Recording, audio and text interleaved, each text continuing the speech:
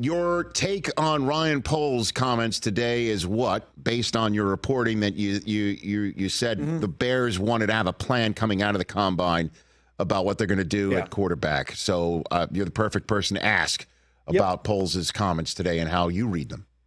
So I think Poles' comments reflect a general manager who wants all of his options laid out before him.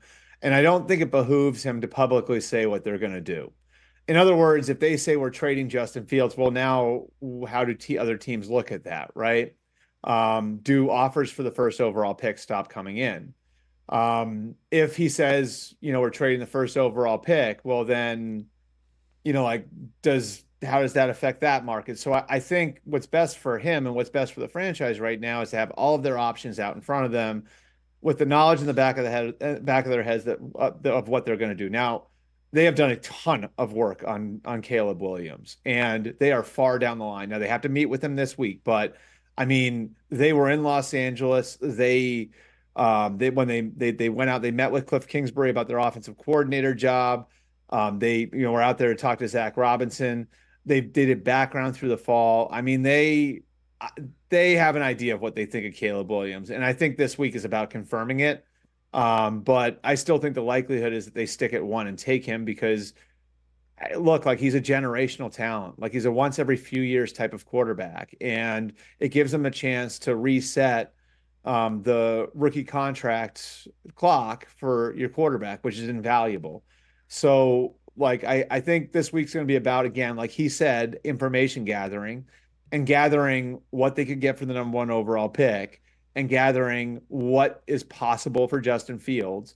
And they've allowed a lot of that to happen to this point naturally, having teams come to them rather than the other way around. But I mean, Ryan said it himself. Like, if we're trading Justin Fields, the fair thing to do is to trade him before free agency starts. It's what's fair for Justin. It's also what's best for them because there are going to be far fewer quarterback vacancies 4, 5, 6 weeks from now. So, with free agency just a couple of weeks away, I don't think there's any question that Justin has that Ryan Poles has it in his head. Like, this is probably what we're going to do, pending the last piece of the information gathering that we do this week. What's your best guess as to what the markets are for the first overall pick and for Justin Fields? Well, with the first overall pick, it sort of depends on how far down you're coming from, right? Like, so, Minnesota 11 or Denver at 12 are going to have to pay more pick wise than Washington would for flip-flopping their 1 and 2. But I mean, this is seen as a very rich quarterback draft and a quarterback draft that's very strong at the top. So I think the teams that have the top 3 picks are all going to have strong markets for their picks. And I think there is a separation between Caleb Williams and Drake May and Jaden Daniels. So if the Bears were to auction the pick off, I think they could get a lot for it. I think more than 3 first-round picks, if you're talking about going outside the top 10 to 11 or 12. I think it'd be that sort of haul for him. Justin Fields, I think, because of the contractual situation, and again, none of this is Justin's fault. It's a weird circumstance where they had somebody else's first-round pick, and that team wound up being the worst team in the league. So it's not like he was the quarterback of the worst team in the league, and that's what put them in this situation. And they love him; they think he can win with him. But I think that they want to do right by Justin. I mean, this is a GM and Ryan Poles who took Justin into the draft room, took him into the war room 2 years ago when he first got there, and basically showed him the draft board and explained this is why we probably aren't taking a receiver in the second round, right? So, like, he's going to be transparent the same way with Justin this time around. I think he's going to try to get him to the best place possible for Justin as well as for the Bears. And I think we're probably talking, and most ballpark I've got, no people don't think they're going to be able to get a 1 for him, but a day 2 pick plus a day 3 pick, which is affected, of course, by his contractual situation that he's only got 1 year left on his rookie deal, that the 5th-year option is really expensive if you decide to pick that up. So I think we're talking, again, a day 2 pick and a day 3 pick, whether that's a 2 and a 5 or a 3 and a 7, whatever it is, I think depends on how many teams wind up being in it, but I think it's somewhere in that ballpark. Who's in it for Fields? You're here in Pittsburgh and Atlanta, and you're here in Raiders, all the Atlanta's usual suspects. The one I have circled. Like, I've heard that the owner really liked him 3 years ago. And I think, I think if you're Raheem Morris and Terry Fontenot, what going and getting Justin Fields does for you with a roster that's already pretty built out is he gives you a swing at getting your quarterback for the next 5 or 10 years, but not the sort of swing as if you took one fifth overall or seventh overall or ninth overall, right? In other words, they could trade for Justin Fields and still take a quarterback this year in the first round or next year or the year after. He gives you a shot at having a long-term answer at quarterback, but you're also not like handcuffed. So you can still take more shots at it as you go.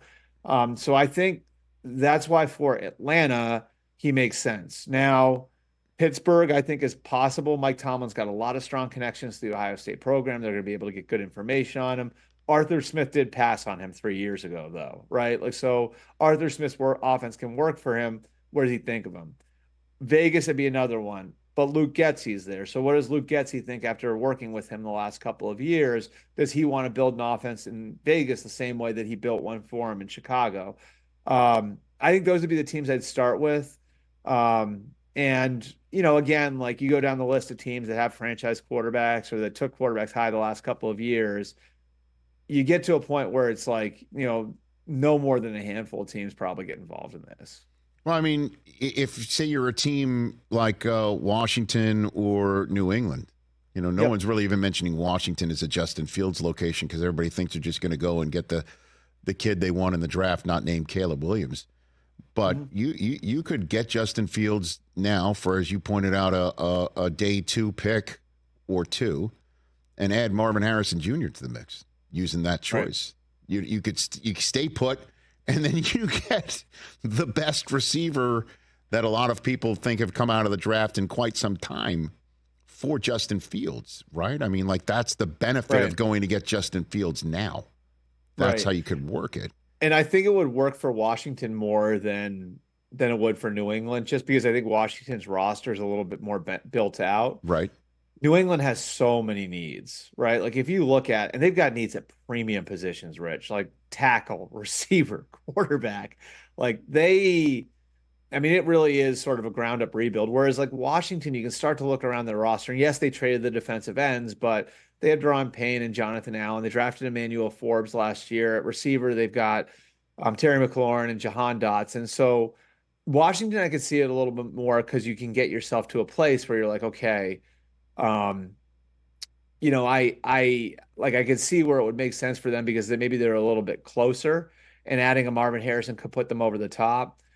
The one thing about that is, though, San Francisco wasn't wild about Fields 3 years ago, and the new general manager there, the guy who's going to be making this pick, came from San Francisco. So I still think the likelihood would be the Commanders take either Daniels or May. Catch the Rich Eisen Show every single day on the Roku channel, 12 to 3 Eastern, for free.